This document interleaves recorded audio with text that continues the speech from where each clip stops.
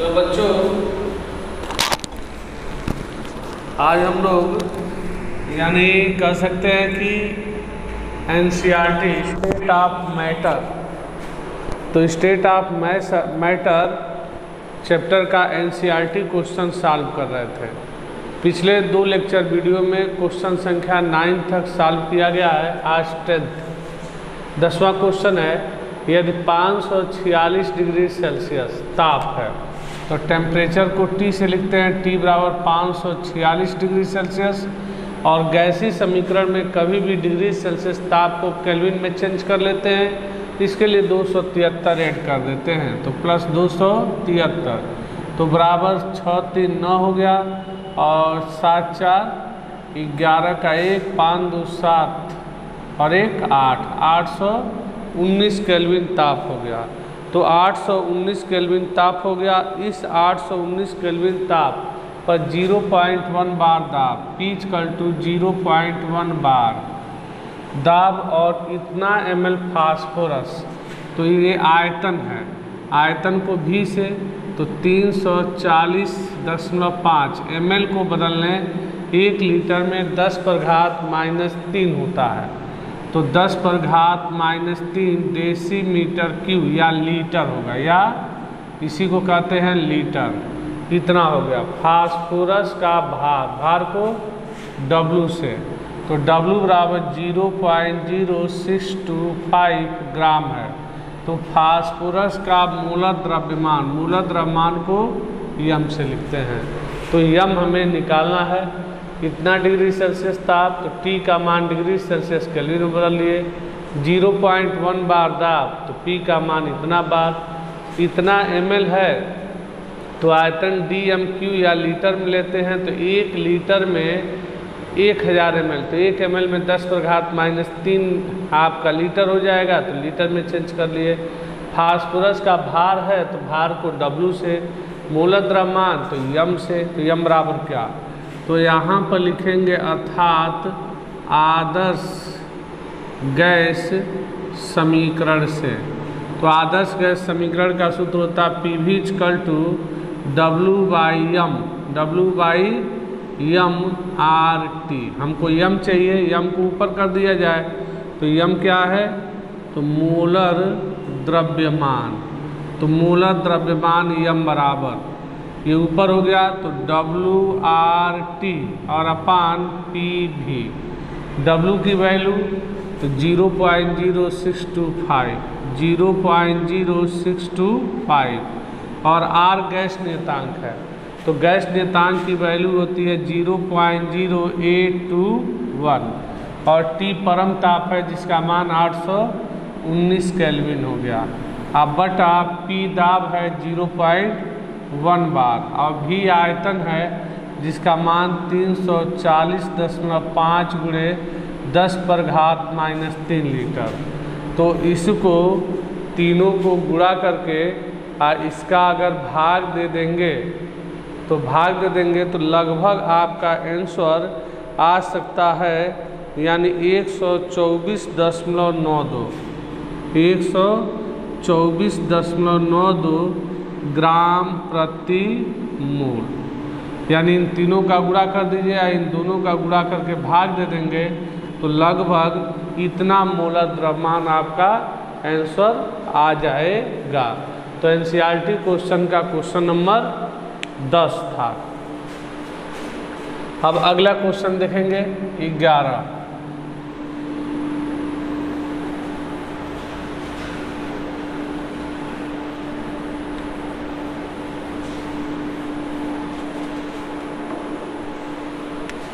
यानी चैप्टर है state of matter, आपका एनसीईआरटी क्वेश्चन को हम लोग सॉल्व कर रहे हैं। अब देखो 10 के बाद क्वेश्चन संख्या 11, यदि एक विद्यार्थी 27 डिग्री सेल्सियस पर गोल पेंदे के फ्लास्क में एक विद्यार्थी 27 डिग्री सेल्सियस ताप पर गोल पेंदे के फ्लास्क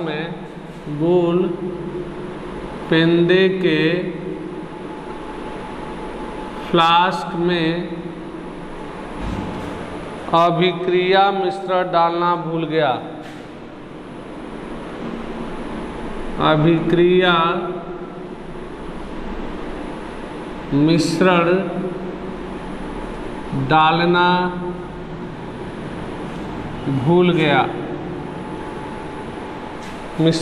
भूल गया। तथा उस फ्लास्क को ज्वाला पर रख दिया।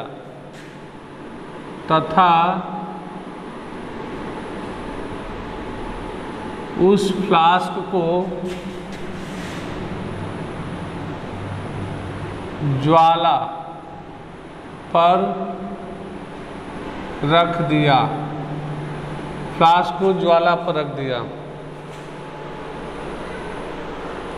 कुछ समय पश्चात उसे अपनी भूल का एहसास हुआ। कुछ समय पश्चात उसे अपनी भूल का एहसास हुआ। उसे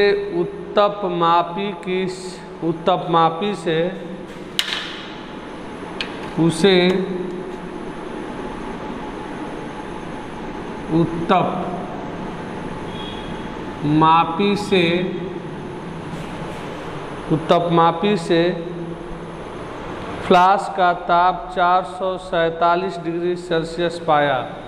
उत्तपमापी से फ्लास्क का ताप 447 डिग्री सेल्सियस पाया।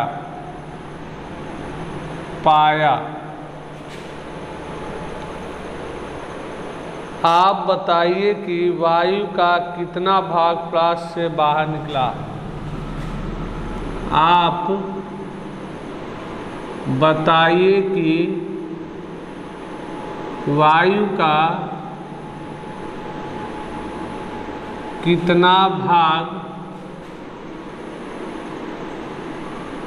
फ्लास्क से निकला। ये आपका क्वेश्चन है। देखो, इसको हम सॉल्व कर रहे हैं, तो इसको हम सॉल्व करेंगे। तो क्या करा है, जैसे एक खुला फ्लास्क है और उसका ताप 27 डिग्री सेल्सियस है, तो T1 बराबर 27 डिग्री सेल्सियस प्लस 273 बराबर 300 केल्विन ताप। खुले फ्लास्क में गोल पेंदे के फ्लास्क में अभिक्रिया मिश्रण डालना भूल गया। तो अभिक्रिया मिश्रण डालना विद्यार्थी क्या कर गया, वह भूल गया। तो अभिक्रिया मिश्रण डालना भूल गया। अब तथा फ्लास्क को ज्वाला पर रख दिया। कुछ समय पश्चात उसे अपनी भूल का एहसास हुए। उसने उत्तपमापी से फ्लास्क का ताप कितना पाया, अर्थात दूसरा ताप T2 का मान 477 डिग्री सेल्सियस। केल्विन में बदलने तो 273 जोड़ देंगे, तो 7 3 10 का 0 1 और 7 7 14 1 15 का 5 1 और 4 2 6 और 1 7 750 केल्विन। तो 750 केल्विन हो गया, यानी दूसरा ताप 750 केल्विन हो गया। तो कितना इसका भाग निकला, तो कितना फ्लास्क से वायु का कितना भाग निकला। तो देखो, केवल टेम्परेचर दिया है, अब मोल बराबर होता है भार बटा अणुभार, अर्थात दूसरे गैस का दूसरी अवस्था में मोल N2 का वैल्यू निकालें। तो आदर्श गैस समीकरण से, यहाँ पर आदर्श गैस समीकरण से आदर्श गैस समीकरण का व्यंजक ले लें। तो आदर्श गैस समीकरण का व्यंजक ले लें तो गर्म करने से पहले, यानी पहले इस फ्लास्क को, बॉल पेंदे के फ्लास्क को अभी गर्म करने से पहले ताप 27 डिग्री सेल्सियस था। तो यहाँ पर लिखेंगे गर्म करने से पहले, चाहे आदर्श गैस समीकरण PV = nRT से, ठीक है। और यहाँ पर गर्म करने से पहले, तो गर्म करने से पहले दाब P ही रहेगा, आयतन भी ही रहेगा, क्योंकि दाब और आयतन नहीं दिया है, मूल भी नहीं दिया है। तो पहले मूल n R और टेम्परेचर दिया है 300, तो 300 केल्विन इक्वेशन नंबर 1 हो गया। अब जब उसको यानी फ्लास्क को ज्वाला पर रख दे, अर्थात अब गर्म करने के बाद, तो अब देखो यहाँ पर लिखेंगे गर्म करने के बाद। तो गर्म करने के बाद PV = N2R और T2 की वैल्यू 750, तो गुणे 750, इक्वेशन नंबर आपका 2 हो गया। तो 2 हो गया। अब इस समीकरण 1 में 2 से भाग दे दिया जाए। समीकरण 1 में 2 से भाग दे दें तो लिखेंगे समीकरण 1 भागा समीकरण 2। समीकरण 1 का बायां पक्ष PV और समीकरण यानी PV/PV = यहाँ पर N1R गुणे 300 आप बटा नीचे है N2R गुणे 750। PV से PV कट गया, R से R कट गया, तो ये हो गया 1 और यहाँ पर हो जाएगा N1। अब इसको 1 0 से 1 0 कट गया, तो 5 छके 30 और 5 एकने 5, 2 5 5 25, अर्थात 6 बटा कितना हो गया 15। इसको और छोटा काटना हो तो 3 दूनी 6 और 3 5 15, 2/5। तो यहाँ पर कितना हो जाएगा 2/5। तो यहाँ पर हो जाएगा N1 गुणे 2 और यहाँ पर N2 × 5। अब इतना हो गया, तो अब इतना सॉल्व कर दिए, तो सॉल्व कर दिए तो इस स्थिति में यानी N2 को त्रियक गुणा कर दो, N2 का त्रियक गुणा कर दें तो N2 = कितना हो गया, N2 = 2/5 N1, 2/5 N1। यानी दूसरा जब फ्लास्क को उत्तपमा गर्म कर दिया गया, उत्तपमापी द्वारा मापा गया, तो उस स्थिति में मात्रा N2 = 2/5 N1 हो गया। तो N2 = 2/5 N1 हो गया। तो निष्कासित गैस का मात्रा, तो निष्कासित गैस का मात्रा, तो शुरू में मात्रा था N1 और इतना, यानी दूसरी अवस्था में गर्म करने पर गैस की मात्रा N2 का मान इतना। तो कितना निष्कासित हुआ, तो गर्म करने के बाद मात्रा में प्रारंभिक मात्रा N1 से भाग दे दिया जाए। तो यहाँ पर लिखेंगे अतः फ्लास्क से निष्कासित गैस की मात्रा, तो निष्कासित गैस की मात्रा, तो फ्लास्क से निष्कासित गैस की मात्रा बराबर कितना हो जाएगा, तो शुरू में है 2/5 N1, तो 2/5 N1 और शुरू में मात्रा कितना है, तो शुरू मात्रा है N1, तो N1 से N1 कट गया तो बराबर 2/5। अर्थात जब उत्तपमापी द्वारा फ्लास्क को यानी इतना पर पाया गया, तो उस स्थिति में फ्लास्क से कितनी वायु बाहर निकला, तो प्रारंभिक मात्रा N1 का लगभग 2/5 भाग, तो यानी 2/5 नहीं, गलती हो जाएगा, इतना नहीं होगा, निकली मात्रा पूछ रहा है ना। तो ये तो किसका मान निकल गया, N2 का मान, तो N2 का मान निकल गया 2/5 N1। तो गर्म करने पर निष्कासित गैस के मोलों की संख्या, तो यहाँ पर लिखेंगे गर्म करने पर निष्कासित मोलों की संख्या, निष्कासित गैस के मोलों की संख्या। तो निष्कासित गैस के मोलों की संख्या, तो गैस के मोलों की संख्या निकालना है। तो प्रारंभिक मोल से, प्रारंभिक मोल N1 है, इसमें से गर्म करने पर मोल इतना है, तो इस N1 में से इस N2 को घटा दिया जाए, तो N1 माइनस N2, तो N1 है, अब माइनस N2 का मान है 2/5 N1, तो 2/5 N1 एलसीएम ले लिया जाए तो बटा 1 कर देंगे 5, तो 5 N1 माइनस 2 N1, तो यहाँ पर हो जाएगा 5 N1 माइनस 2 N1, तो कितना हो जाएगा, 5 में से 3 गया, 2 गया 3, तो 3/5 N1। तो वायु का कितना भाग फ्लास्क से बाहर निकलेगा, तो वह कितना भाग बाद निष्कासित गैस की मात्रा। अब लिखेंगे अतः निष्कासित गैस की मात्रा, तो निष्कासित गैस की मात्रा बराबर, यानी गर्म करने पर गैस के मोलों की संख्या इतना 3/5 N1 और प्रारंभ में मोलों की संख्या N1, तो N1 से N1 कट गया तो 3/5, यानी कितना गैस निष्कासित हुआ, तो निष्कासित गैस हुआ 3/5 हो गया।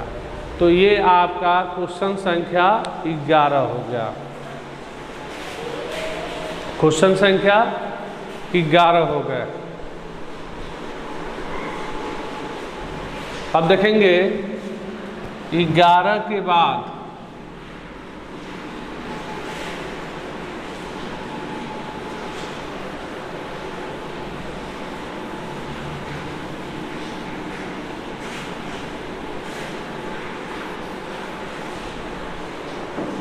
क्वेश्चन संख्या 12वां क्वेश्चन देखेंगे। 3.22 बार दाब पर, 3.22 बार दाब पर, इतना बार दाब पर 5 डेसीमीटर क्यूब आयतन घेरने वाली, 5 डेसीमीटर क्यूब आयतन घेरने वाली, तो आयतन घेरने वाली 4 मूल गैस का ताप की गणना कीजिए। 4 मूल गैस के ताप की गणना कीजिए, ताप की गणना कीजिए।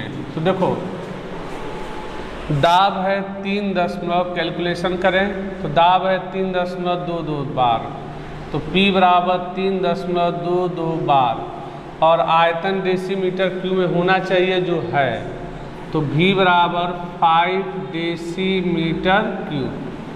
4 मूल गैस है, तो मूलों की संख्या को N से, तो N बराबर 4 मूल। तो गैस के ताप की गणना कीजिए, ताप को T से, ताप को किसे लिखते हैं, तो T से लिखते हैं। तो हम जानते हैं वी नो डैट, यानी ताप पूछ रहा है, PV/N/T दिया, तो आदर्श गैस समीकरण से यह न्यूमेरिकल लगेगा ही लगेगा। तो लिखेंगे आदर्श गैस समीकरण से, तो आदर्श गैस समीकरण होता है PV = NRT, तो हमको चाहिए T। देखिए ताप की गणना पूछ रहा है, तो इसका इसमें भाग दे दिया जाए, तो टेम्परेचर T बराबर PV/NR, तो P की वैल्यू है 3.22 और V की वैल्यू है 5 डेसीमीटर क्यूब, N की वैल्यू है 4 और R की वैल्यू है 0.0821, इतना होता है। तो अब यहाँ पर 5 दूनी 10 का 0 1, 5 दूनी 10 और 1 11 के 1 अब 5 थे 15 और 1 16, 2 अंक बाद दशमलव, और यहाँ पर गुणा कर देंगे तो 4 × 4, 4 दूनी 8, 4 8 32, तो 32 और 0 अर्थात 16.10 में 0.3284 से भाग दे देंगे तो लगभग 50 केल्विन आंसर आ जाएगा।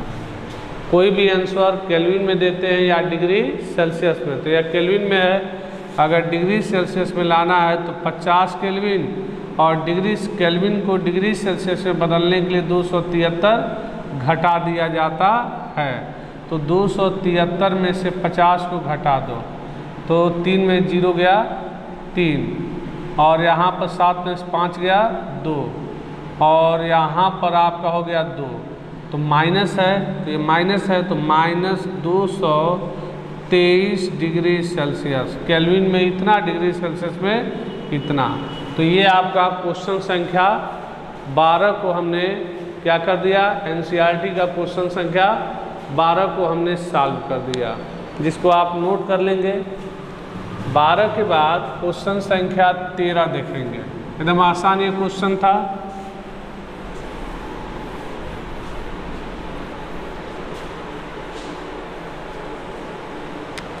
क्वेश्चन संख्या 13,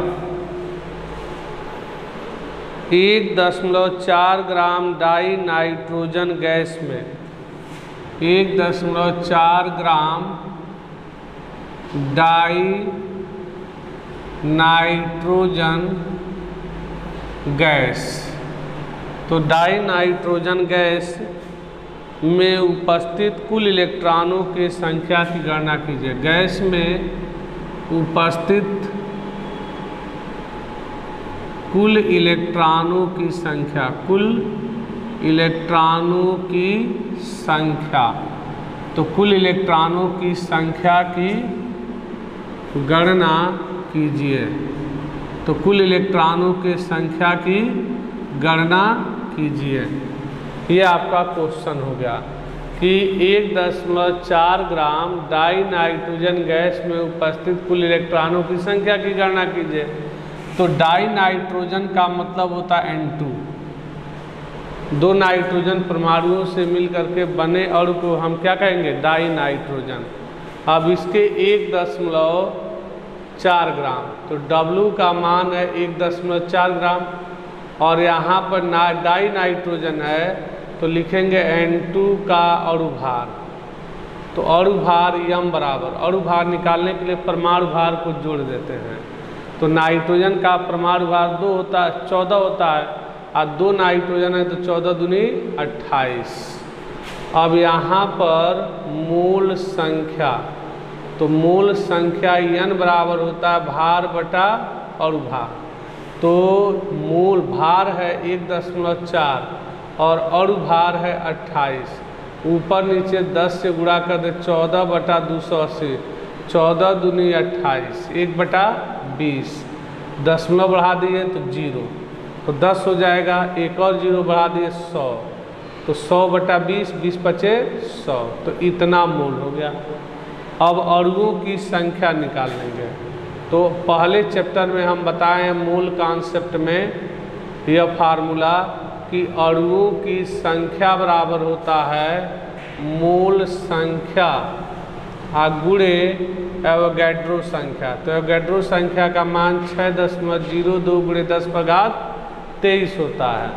अब यहाँ पर मोल संख्या का मान है 0.05 और एवोगैड्रो संख्या का मान है 6.02 × 10⁻23।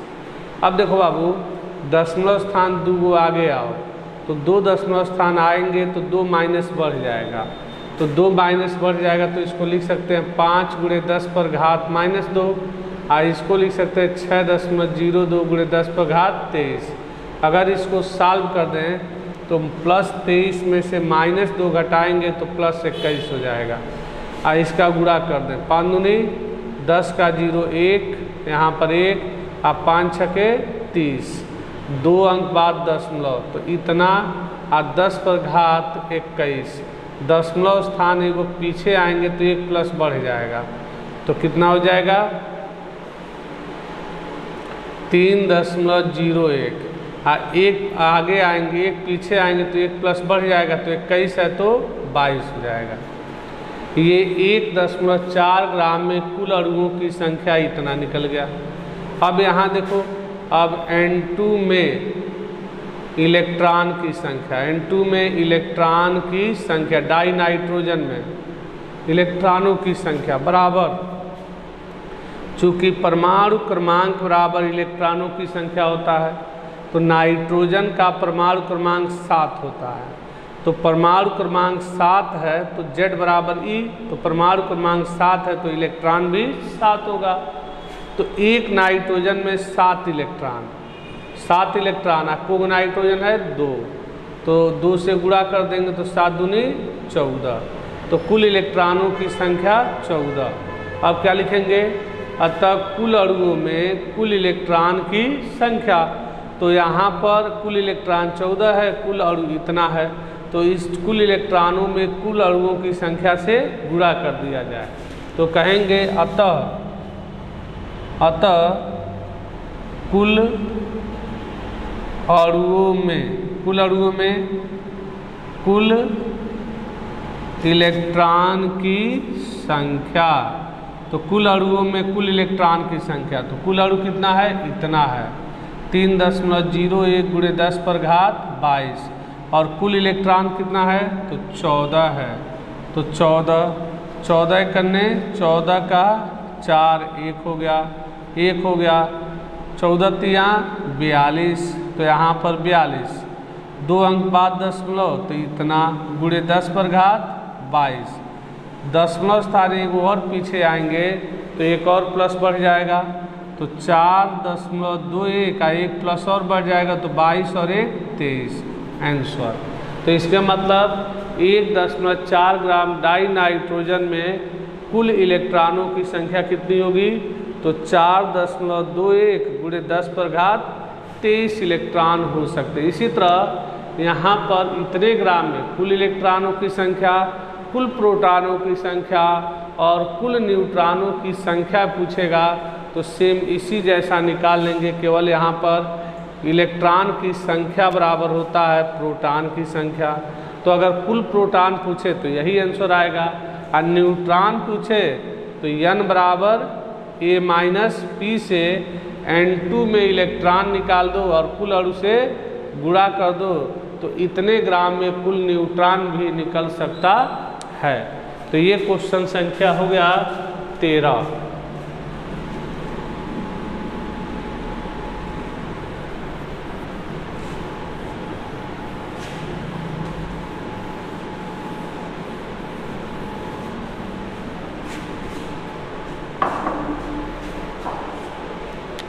अब देखेंगे यहाँ पर क्वेश्चन संख्या 14 को हम लोग सॉल्व कर लें। तो क्वेश्चन संख्या 14 क्या कह रहा है, यदि 1 सेकंड में 10 पर घात 10 गेहूं के दाने वितरित किए जाएं, यदि 1 सेकंड में 10 पर घात 10 गेहूं के दाने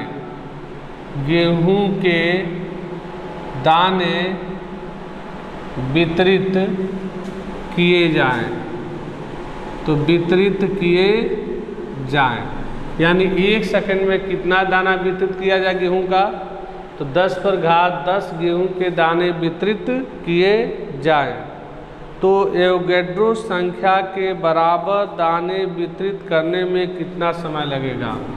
तो एवोगैड्रो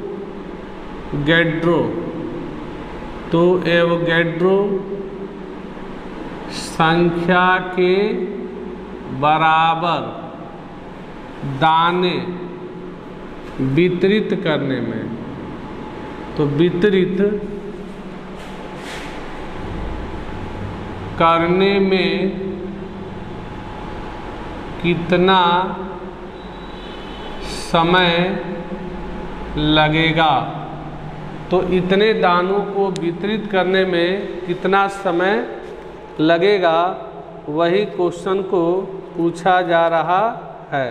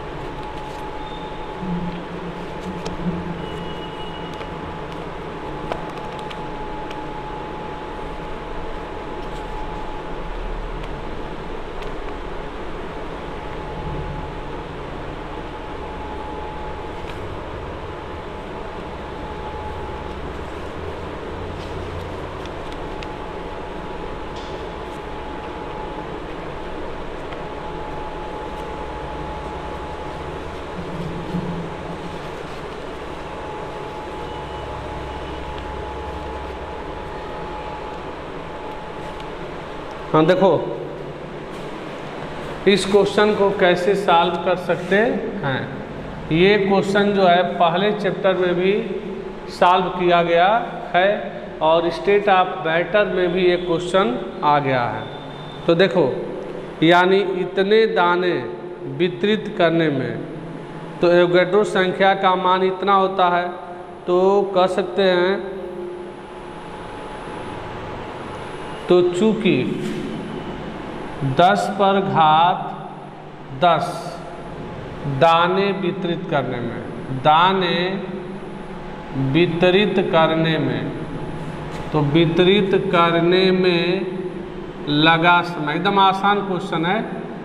देखो यहीं पे कह रहा है 10 दाना वितरित करने में 1 सेकंड लगता है, तो 10 पर घात 10 दाने वितरित करने में लगा समय बराबर 1 सेकंड। इसलिए कितने वितरित करना है, तो एवोगैड्रो संख्या के बराबर दाना वितरित करना है। तो एवोगैड्रो संख्या का मान है 6.02 गुणे 10 पर घात 23, यानी दाने वितरित करने में लगा समय, तो वितरित करने में लगा समय, तो वितरित करने में लगा समय बराबर 1 और गुणे एवोगैड्रो संख्या से गुणा कर दो, तो 6.02 गुणे 10 पर घात 23, और किससे भाग दे दो, तो 10 पर घात 10 है, तो 6.02 गुणे 10 पर घात प्लस 23, अब प्लस 10 ऊपर जाएगा तो माइनस 10, 23 में से 10 गया तो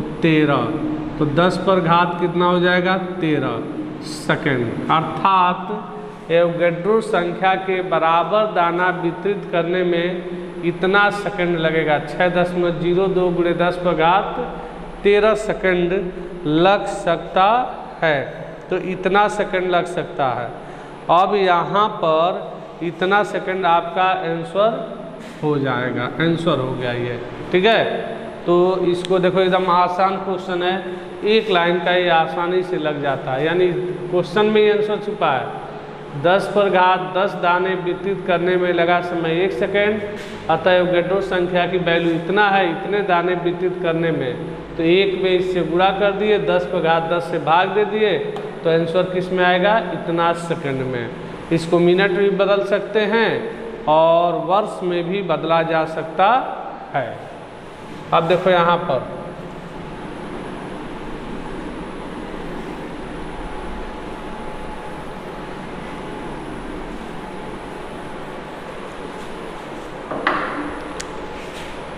चौदह के बाद क्वेश्चन संख्या 15 देखेंगे।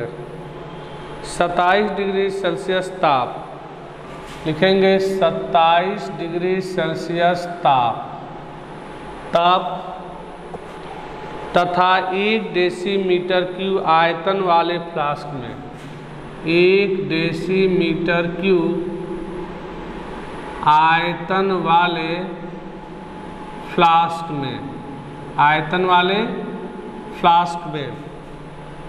फ्लास्क में 8 ग्राम डाई ऑक्सीजन, 8 ग्राम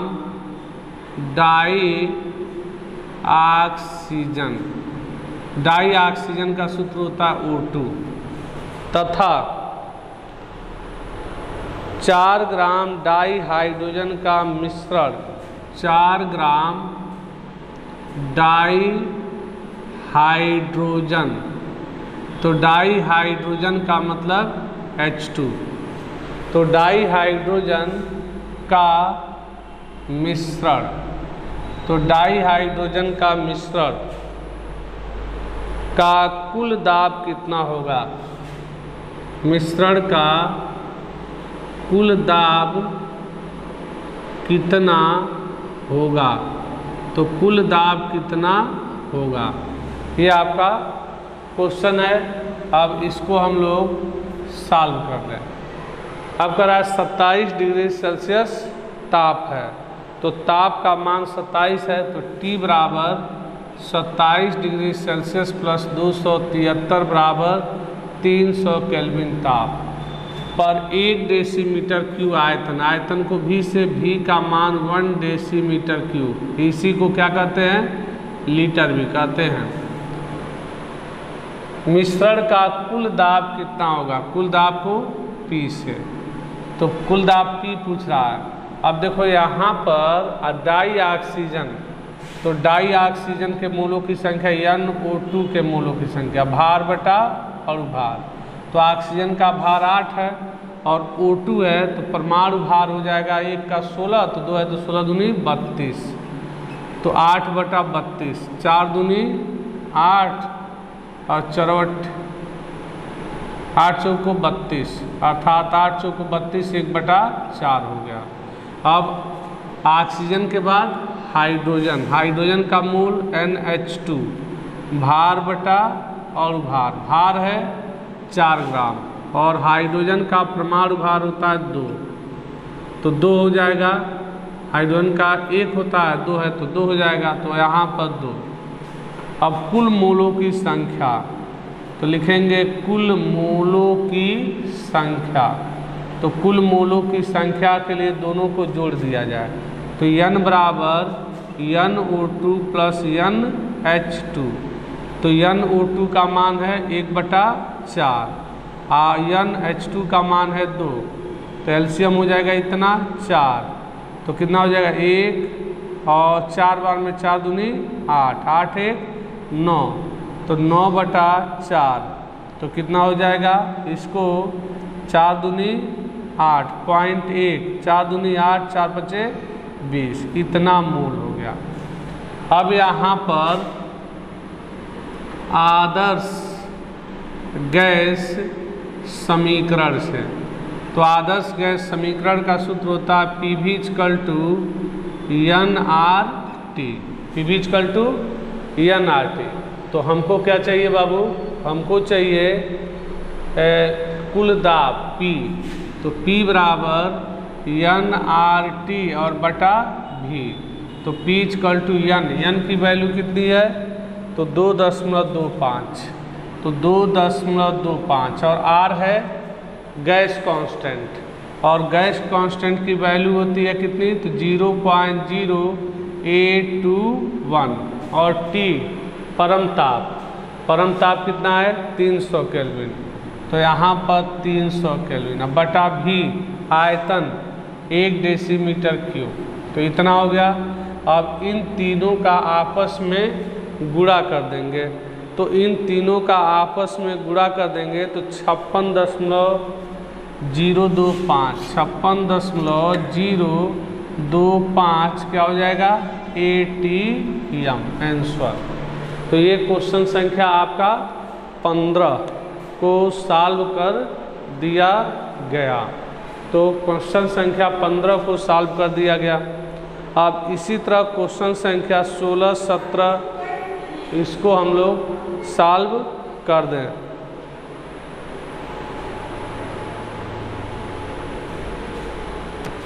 एक क्वेश्चन और देखेंगे,